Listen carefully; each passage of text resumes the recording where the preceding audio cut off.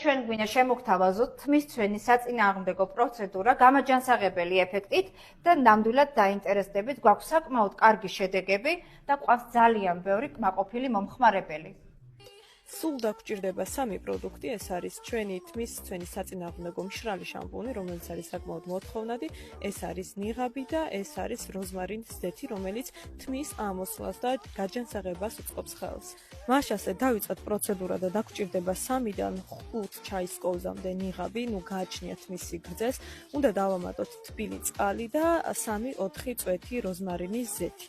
კარგად უნდა ავურიოთ დაახლოებით არაჟნის კონსისტენცია უნდა გქონდეს და უნდა დავიტანოთ სველ თმაზე, ოღონდ ისე რომ ვეცადოთ ნიღაბი არ შეგვიშრეს თავზე, რადგან შემდეგ მისი ჩამობანვა არის რთული და დაახლოებით გავიჩეროთ 9 საათის განმავლობაში.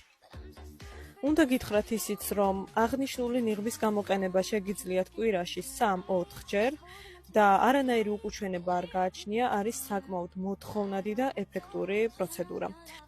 ერთი თვე საკმარისია იმისათვის, რომ შედეგი დაინახოთ და მოაგვაროთ ეს მართლაც საკმაოდ პრობლემური საკითხი.